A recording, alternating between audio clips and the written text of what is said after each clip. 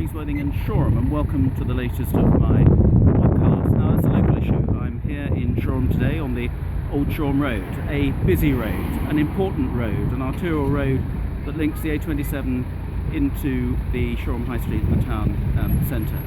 Now, you may remember a couple of years ago we did a podcast and we had a meeting with residents of the Old Shoreham Road at the nearby Swiss Garden School, because they were concerned about how dangerous this road has become, how congested it's become, how dangerous for people trying to cross and for residents trying to get into their homes and park their cars. The reason it's a busy road is because a lot of walkers take their dogs over to the river, a lot of cyclists take their dogs over to the river, a lot of school kids coming to Swiss Garden School just up the road come from both sides of the road, and some go the other way and catch a bus. So this is a busy road for cars, a busy road for pedestrians, and particularly a busy road for children.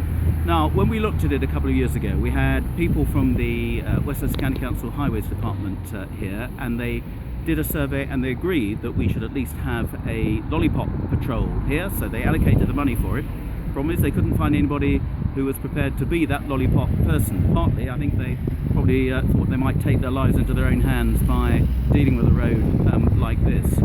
But the problem hasn't gone away, and the problem could well get worse, because Ropetackle North over the road, another potential development, will bring a lot of extra houses to the area. That means more people, more pedestrians and more traffic as well.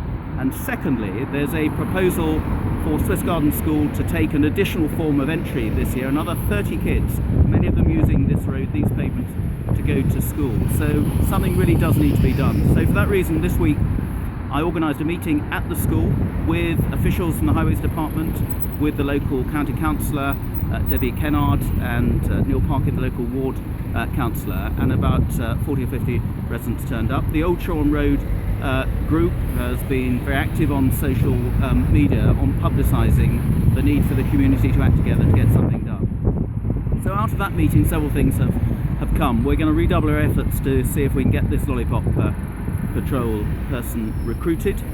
The Highways Department have agreed to put in what's called a SID, one of those flashy speed indicator signs, so it can be a warning to motorists, but it also can record the speeds that people are doing along this road. And then we're going formally to put in to have a proper traffic survey of what might be done, and what we think needs to be done is some form of crossing with traffic lights, so that the traffic actually has to stop to allow people to cross on foot, on bikes, or taking dogs and so on and so forth. Now, if that new development happens, there may be a pot of money available for traffic improvements as part of that, and we need to make sure that the developers who are likely to put in that planning application have factored in the need to improve traffic safety in this area as well. So this is a problem that's not going to go away. This is a problem that is going to be dealt with hopefully soon, and I will be reporting back together with local councillors through my website, through my newsletter, to see exactly what can be done. I think the local community has been very patient. I think the local community has organised itself well to get people's input into exactly what could happen. It also means better consideration from motorists too. But at the end of the day, we need to do something about this. We're on the case. I hope this time we can get some lasting action that can make this road safer, because it carries a lot of traffic and a lot of HGVs going to Shoreham Harbour, going to Lancers Business Park and others. We're not going to stop that, but we do need to make sure that pedestrians in particular, and especially children going to school, are safe. So that's the problem here. I'm just going to go up to Swiss Garden School to explain the concerns, quite rightly, of parents about expanding that school on what is already a very constricted site.